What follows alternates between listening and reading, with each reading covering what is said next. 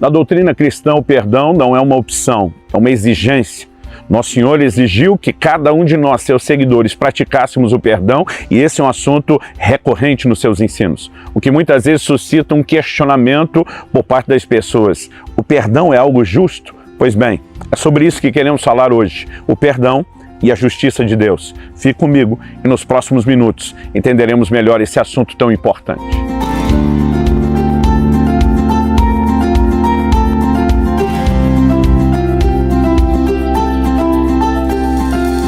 Hoje em Marília, São Paulo, passando para trazer mais uma palavra ao seu coração. O Senhor Jesus diz em Lucas capítulo 17, versículos 3 e 4, tenham cuidado, se o seu irmão pecar, repreenda-o, se ele se arrepender, perdoe-lhe, se pecar contra você 7 vezes num dia e 7 vezes vier para lhe dizer, estou arrependido, perdoe-lhe.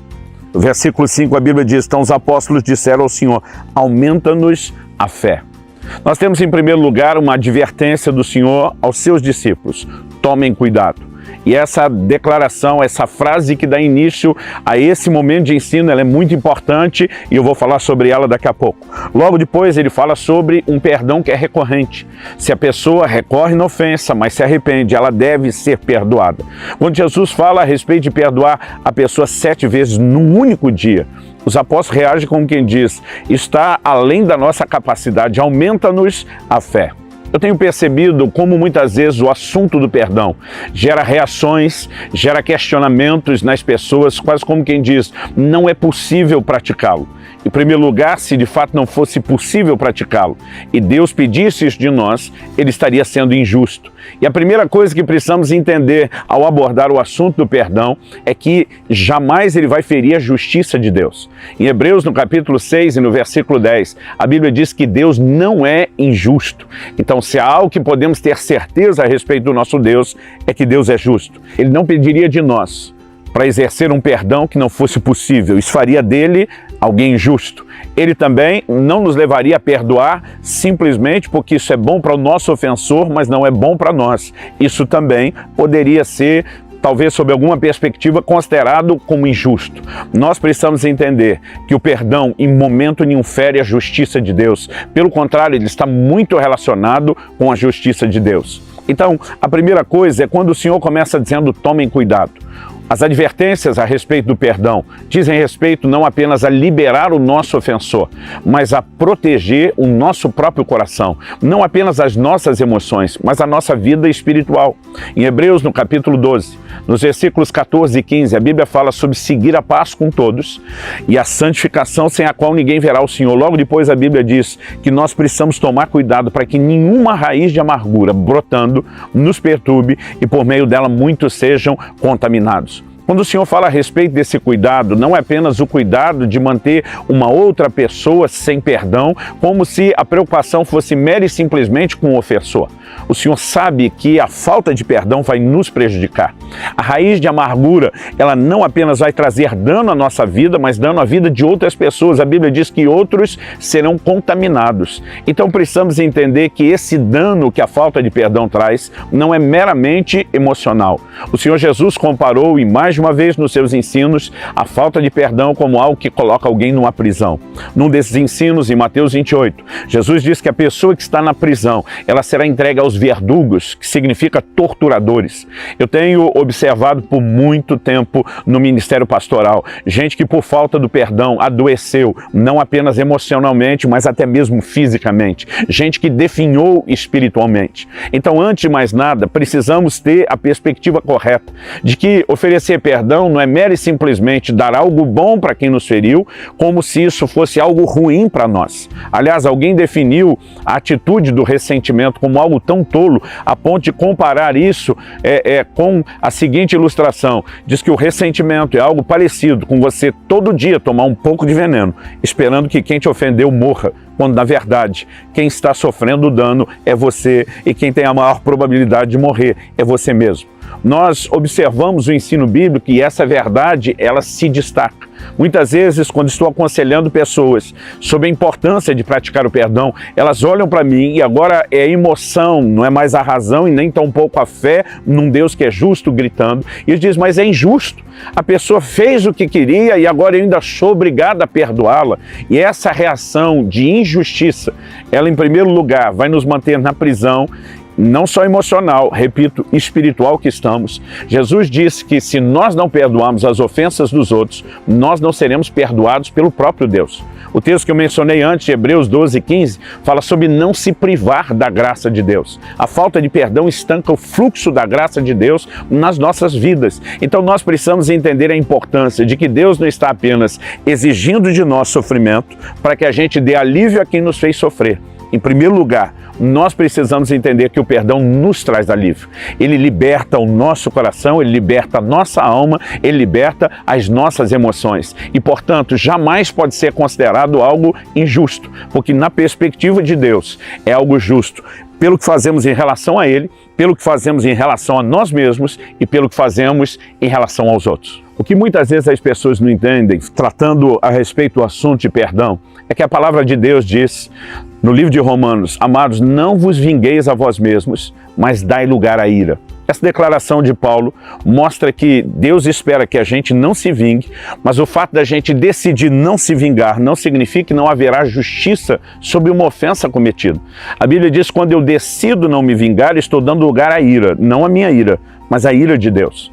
No livro de Tiago, a palavra de Deus nos diz que a ira do homem não opera a justiça de Deus. Isso significa o quê? Que quando eu e você guardamos ressentimento, até mesmo acalentamos um plano ou desejo de vingança, Deus, que é o justo juiz, não pode interferir. Quando nós oferecemos o perdão, não significa que uma injustiça feita ficará por isso mesmo. Significa que nós estamos entregando aquela causa nas mãos de Deus, que é o justo juiz. Também não devemos fazer isso de forma carnal.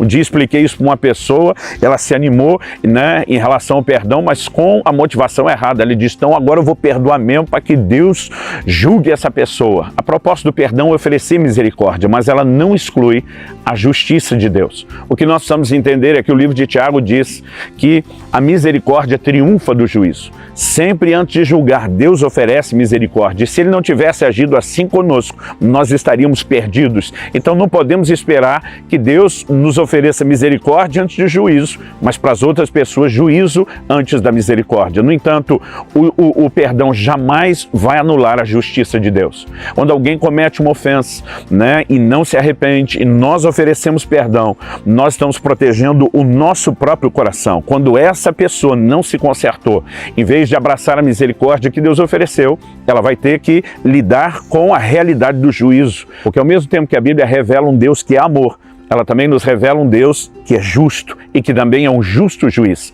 Essas coisas não se excluem, são verdades que se complementam, mas nós precisamos sempre entender isso na perspectiva correta.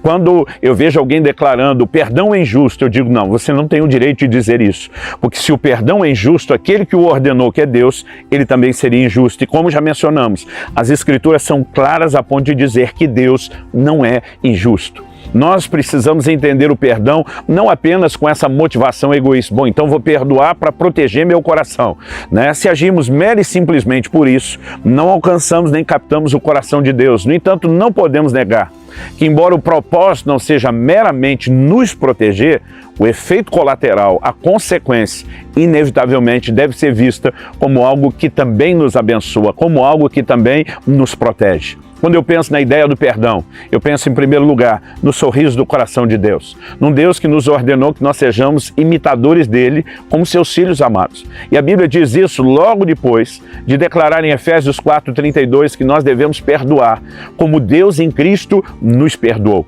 Deus não apenas nos ordenou a perdoar, Ele saiu na frente e deu exemplo. E Ele espera que a gente siga o seu exemplo. Portanto, quando eu e você decidimos andar em perdão, quando decidimos praticar o perdão e oferecer misericórdia, nós estamos alinhando o nosso coração com o coração de Deus. Em primeiro lugar, eu consigo imaginar o sorriso do coração de Deus. Em segundo lugar, quando eu e você perdoamos, oferecemos misericórdia aos outros. Um dia alguém me disse, pastor, Eu observei algo acontecer. Eu vi a forma como determinada pessoa te tratou, mas eu vi o Senhor tratá-la de uma forma completamente diferente. O Senhor ofereceu honra, o Senhor tratou bem como se nada tivesse acontecido.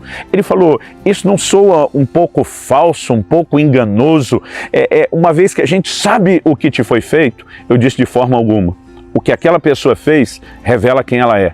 O que eu decidi fazer revela quem eu sou. E nós precisamos entender que já não basta a ofensa de alguém. Nós não podemos deixar que essa pessoa dite a maneira como vamos nos comportar diante de Deus e na nossa vida espiritual. Mas além de colocar um sorriso no coração de Deus, além de oferecer misericórdia aos outros, porque o perdão não tem nada a ver com merecimento, ele é um ato de misericórdia.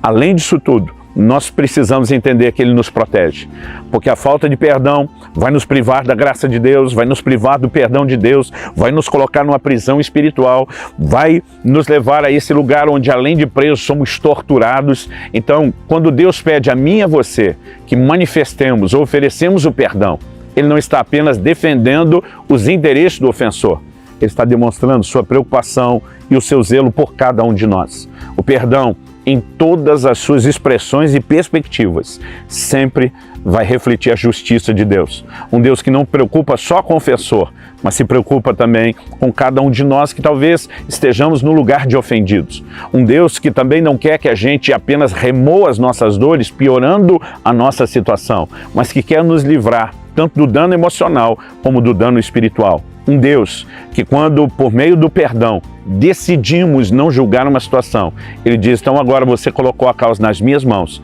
e eu posso ser o justo juiz. Que Deus nos ajude a andar e praticar os seus ensinos sobre o perdão.